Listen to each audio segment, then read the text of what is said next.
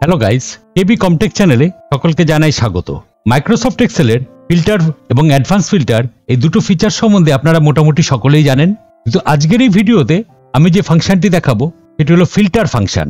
এই ফিল্টার ফাংশনটা যদি আপনারা শিখে নেন তাহলে আপনারা সম্পূর্ণভাবে ফিল্টার আর অ্যাডভান্স ফিল্টার এই দুটোর কাজ ভুলে যাবেন। তার জন্য আপনাকে আর ফিল্টার বা অ্যাডভান্স ফিল্টার ব্যবহার করতে হবে না। এই শুধুমাত্র একটি ছোট্ট নাম ফিল্টার, যেটা দিয়ে আপনি বিভিন্ন রকমের কাজ করতে পারবেন, যার জন্য আপনাকে ফিল্টার বা অ্যাডভান্স ফিল্টার এই দুটো ফিচার আর ব্যবহার করার কোনো রকম প্রয়োজন হবে না। আপনারা অ্যাডভান্স ফিল্টার সম্বন্ধে দেখে থাকবেন। অ্যাডভান্স ফিল্টারে আমরা যখন কোনো ক্রাইটেরিয়া দিই, এই ক্রাইটেরিয়া রেকর্ড আমরা একটি আলাদা জায়গায় নিয়ে আসতে পারি, কিন্তু সেখানে যদি আমরা কোনো চেঞ্জ করি, অর্থাৎ এখানে যদি ক্রাইটেরিয়াতে কোনো চেঞ্জ করি, তার জন্য আমাকে বারবার অ্যাডভান্স ফিল্টারে গিয়ে আবার সেটাকে চেঞ্জ করতে হয়, করে আবার এখানে জিনিসটি দেখিয়ে দেয়। আবার যদি চেঞ্জ করি তাহলে আবার অ্যাডভান্স ফিল্টারে যেতে হবে, আবার এটি চেঞ্জ হয়ে যাবে, মানে ডাইনামিক্যালি এটি বারবার চেঞ্জ হতে পারে না। কিন্তু দৈনন্দিন কাজের ক্ষেত্রে আমরা যদি অ্যাডভান্স ফিল্টার ব্যবহার করি তাহলে আমাকে বারবার এরকম গিয়ে অ্যাডভান্স ফিল্টারে যদি আমাকে চেঞ্জ করতে হয়, সেটা আমাদের পক্ষে করা সম্ভবপর হয় না। তাই জন্য নামে এই ফাংশনটি খুবই ছোট ফিল্টার, কিন্তু এর কাজ কিন্তু খুবই মারাত্মক। তাহলে চলুন আমরা এর একটু ডেমো দেখে নিই। যেরকম এখানে আমি কিছু আইটেমের নাম, রিজন, সেলস এগুলো দিয়ে রেখে দিয়েছি, খুব ছোট একটি ডেটার উপর আমি দেখাচ্ছি। আর এখানে আমার দেখুন দুটি জায়গা করা আছে, একটির উপর আমি সিঙ্গেল ফিল্টার ইউজ করেছি, একটির উপর আমি ডবল ফিল্টার ইউজ করেছি। যেরকম আমরা এখানে যদি রিজনটাকে চেঞ্জ করি, যেরকম এখানে ইস্ট করা আছে তার এখানে রেকর্ডগুলি দেখিয়ে দিচ্ছে। আমরা যদি এখানটায় চেঞ্জ করে এটাকে ওয়েস্ট করে দিই তাহলে দেখুন ওয়েস্টের রেজাল্ট দেখিয়ে দিচ্ছে।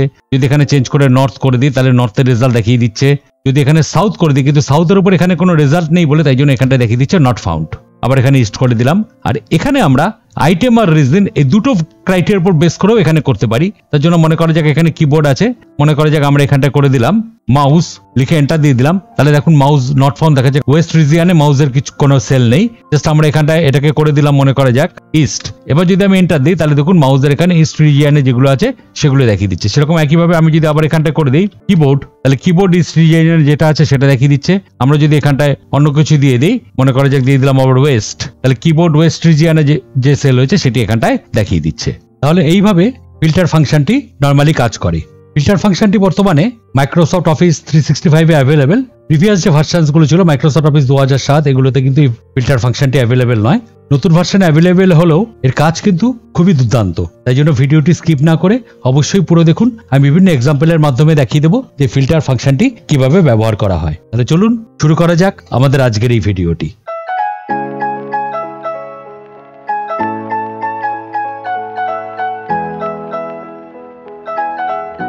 আমাদের কাছে এখানে একটি খুব ছোট ডেটা আছে। এবার আমাদের যদি ফিল্টার ফাংশন দিতে হয়, যে জায়গাটায় আমি আউটপুটটি দেখতে চাই, অর্থাৎ এরকম জায়গাতে, সেই জায়গাতে আমাকে ফিল্টার ফাংশনটি ব্যবহার করতে হবে। যেরকম এখানে আমি যদি রিজন ওয়াইজ দেখতে চাই, আমি এখানে অলরেডি একটি ড্রপ ডাউন লিস্ট তৈরি করে রেখেছি দেখুন।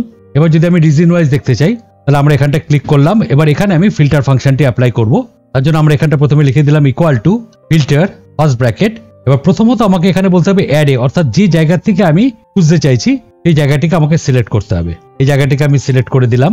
এবার আপনারা যদি এটাকে ডাইনামিক্যালি করতে চান, অর্থাৎ নতুন কোনো রেকর্ড দিলে অটোমেটিক রেকর্ডটি আপডেট হয়ে যাবে এর মধ্যে, তার জন্য আমাকে কি করতে হবে, এই অ্যারেটিকে প্রথমে আমাকে টেবিলে কনভার্ট করে নিতে হবে। আমরা কন্ট্রোল টি প্রেস করে এটাকে টেবিলে কনভার্ট করে নিতে পারি। তাহলে এখানে নিচে আপনি যখনই কোনো ডেটা দেবেন তখনই সেই ডেটাটি এর মধ্যে টেবিলের মধ্যে অ্যাড হয়ে যাবে এবং এখানেও সেটি ফিল্টারের মধ্যে চলে আসবে। তাহলে প্রথমে আমরা কি করলাম, এখান থেকে আমি আর এটি ব্যবহার করছি না, এটা আপনারা জানেন কিভাবে করতে হবে, আগের ভিডিওগুলোতেও দেখেছেন। তার জন্য আমি প্রথমে এখান থেকে এই যে অ্যারে যেটি আছে এই অ্যারেটিকে সিলেক্ট করে দিলাম। আমি নর্মাল ভাবে দেখিয়ে দিচ্ছি ফিল্টার ফাংশনটি, কমা।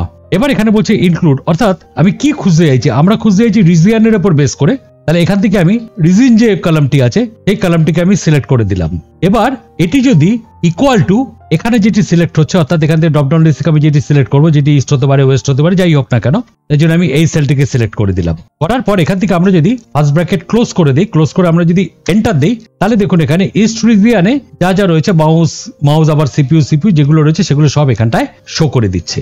আমরা যদি এখান থেকে এই ড্রপ ডাউন লিস্টে গিয়ে এখান থেকে আমরা চেঞ্জ করে এটাকে ওয়েস্ট করে দিই, দেখুন এখানে আবার অটোমেটিক সবকিছু ডাইনামিক্যালি চলে আসছে। তার জন্য আমাকে কিন্তু বারবার অ্যাডভান্স ফিল্টারে যেরকম আমাদের চেঞ্জ করতে হতো বারবার গিয়ে সেটি করতে হচ্ছে না। আবার আমরা যদি এখান থেকে মনে করা যাক নর্থ করে দিই তাহলে দেখুন নর্থ দেখিয়ে দিচ্ছে।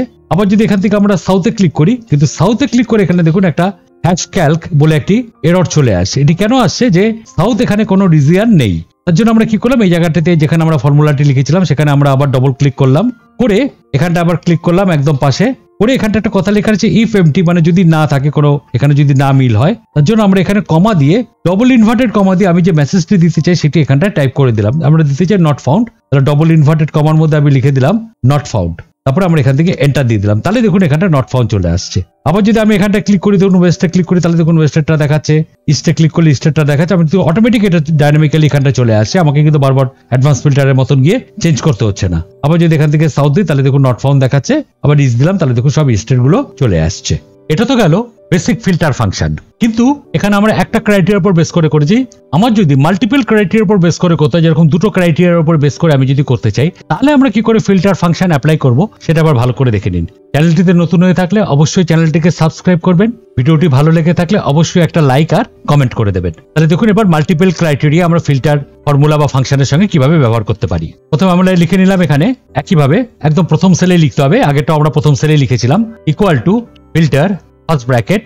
এবার একইভাবে আমাকে এখানে অ্যারেটি ইনক্লুড করতে হবে, আমরা এখানে এই অ্যারেটিকে ইনক্লুড করে দিলাম পুরো জায়গাটিকে, কমা। এবার আমাকে করতে হবে ইনক্লুড। এবার প্রথমে আমি ইনক্লুড করবো এখান থেকে আইটেম, আইটেম যে কলামে আছে আমাকে সেটিকে ইনক্লুড করতে হবে। তার জন্য আমরা এখান থেকে আইটেম যে কলামটি আছে সেটিকে আমরা সিলেক্ট করে দিলাম, দিয়ে এখানটায় বলে দিলাম ইকুয়াল টু, এটি যদি এই যে সেলে আমি যেটি লিখবো তার সমান সমান হয়, তাই জন্য আমি এটিতে ক্লিক করে দিলাম। এটা তো গেল প্রথম, কিন্তু পরেরটাকে আমি কি করে এখানে অ্যাড করব। পরেরটাকে অ্যাড করার জন্য খুব ভালো করে নজর দিয়ে দেখবেন, একদম মিস করবেন না, স্কিপও করবেন না, ভালো করে দেখুন, তাহলে খুব সহজে বুঝতে পারবেন।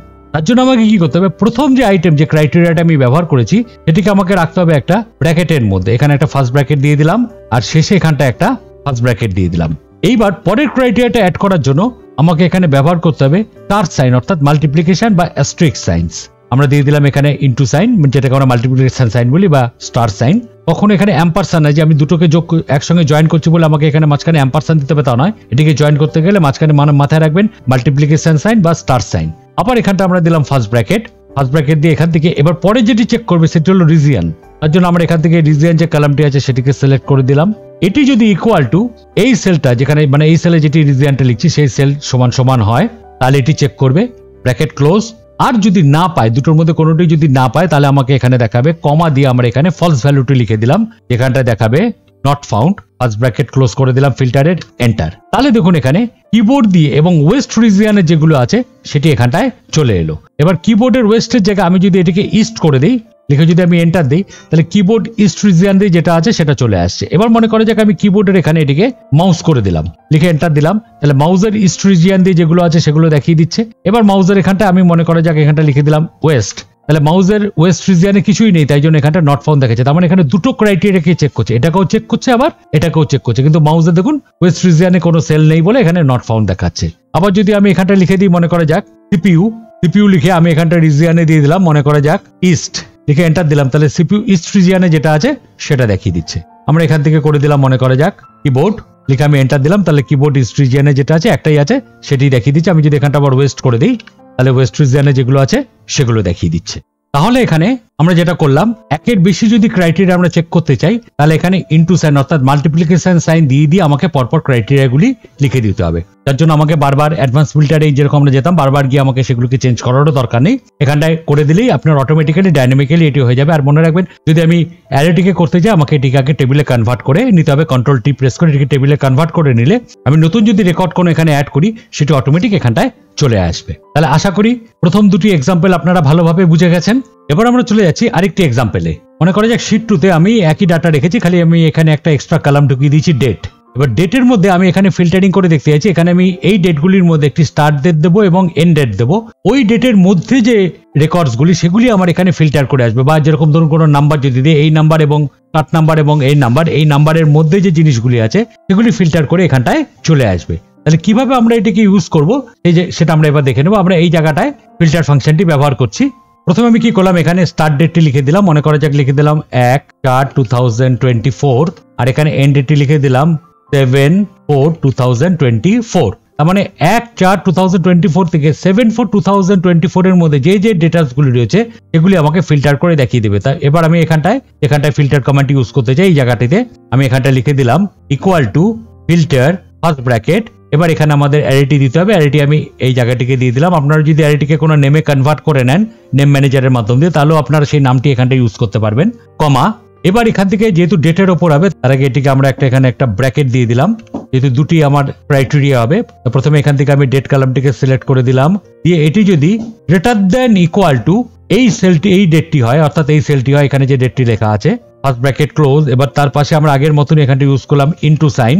এবার আমাকে দিতে হবে সেকেন্ড ক্রাইটেরিয়া, আবার এখানে দিয়ে দিলাম ফার্স্ট ব্র্যাকেট, আবার এখানে আমাকে ডেট কলামটিকে সিলেক্ট করতে হবে, এটি যদি লেস দ্যান ইকুয়াল টু এই সেলটি অর্থাৎ এন্ড ডেট যেটি আছে সেটিতে আমরা দিয়ে দিলাম ফার্স্ট ব্র্যাকেট ক্লোজ। এবার যদি কন্ডিশন ফলস হয় তাহলে কি দেখাবে সেই মেসেজটি এখানটা টাইপ করে দিতে হবে। আপনারা তো মতন টাইপ করতে পারেন, আমি এখানটায় আগের মতনই লিখে দিলাম, মনে করে যাক নট ফাউন্ড। এবার ফিল্টারের ব্র্যাকেট ক্লোজ করলাম, এন্টার। তাহলে এবার দেখুন 1/4/2024 থেকে 7/4/2024 মধ্যে যে রেকর্ডগুলি ছিল সেগুলো চলে এসছে। বাট এখানটায় যেটা ডেট ছিল সেটি দেখুন এখানে নাম্বারে চলে এসে আমাদের জাস্ট কি করতে হবে, এই জায়গাটিকে সিলেক্ট করলাম, এখান থেকে আমরা রাইট বাটন ক্লিক করলাম, করে এখান থেকে আমরা চলে আসলাম ফরম্যাট সেলস, এখান থেকে আমরা ডেটে ক্লিক করলাম।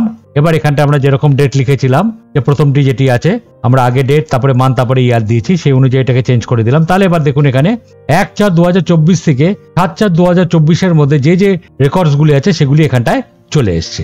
এবার আমি যদি এখানটা চেঞ্জ করে দিই, মনে করা যাক আমি স্টার্ট ডেট এখানটায় করে দিলাম 6/4/2024 আর এন্ড ডেট এখানটায় লিখে দিলাম মনে করা যাক 11/4/2024 লিখে যদি আমি এন্টার দিই তাহলে 6/4/2024 থেকে 11/4/2024 এর মধ্যে যে রেকর্ডস গুলি ছিল সেগুলি এখানটা ফিল্টার করে চলে এসছে। তাহলে দেখতে পারলেন ফিল্টার ফাংশনটি কতটা সোজা। ফিল্টার ফাংশনটা আমরা একবার লাগালেই হয়ে যাচ্ছে, এটা ডাইনামিক্যালি সবকিছু কাজ করে দিচ্ছে, যেখানে আমার অ্যাডভান্স ফিল্টার লাগাতে হতো না। আগে আমাদের এগুলোই যদি খুঁজে বার করতে হতো তার জন্য আমরা ভিলুকআপ ব্যবহার করতাম, রোজ ফাংশন, কলাম ফাংশন, বিভিন্ন ফাংশন ব্যবহার করে করতাম। বাট ফিল্টার ফাংশন কতটাই সোজা যেটি একবার ইউজ করলে আপনি ডাইনামিক্যালি সবকটি অটোমেটিক আপডেট হয়ে যাচ্ছে এবং আপনি জিনিসটিকে খুঁজেও পেয়ে যাচ্ছেন। বাট এই ফর্মুলাটি বা এই ফাংশনটি একমাত্র অফিস 365 এ অ্যাভেলেবেল, এর আগের ভার্সনগুলোতে অ্যাভেলেবেল নয়। কিন্তু যদি আপনাদের কাছে এটি থেকে থাকে বা আমি পরে একটি ভিডিও নিয়ে আসবো যেটিতে আপনারা জানতে পারবেন যে উইদাউট আমরা অফিস 365 পারচেজ করে আমরা কিভাবে এটিকে ব্যবহার করতে পারি লিগালি, সেটা আমরা একটা ভিডিও নিয়ে আসবো। সেই ভিডিওতে আপনারা সেটা দেখে নিতে পারবেন, সেখানে আপনারা এটি ব্যবহার করে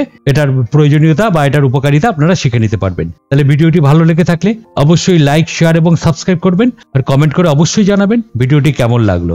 পরবর্তী ভিডিও খুব তাড়াতাড়ি নিয়ে আসছি, সঙ্গে থাকুন।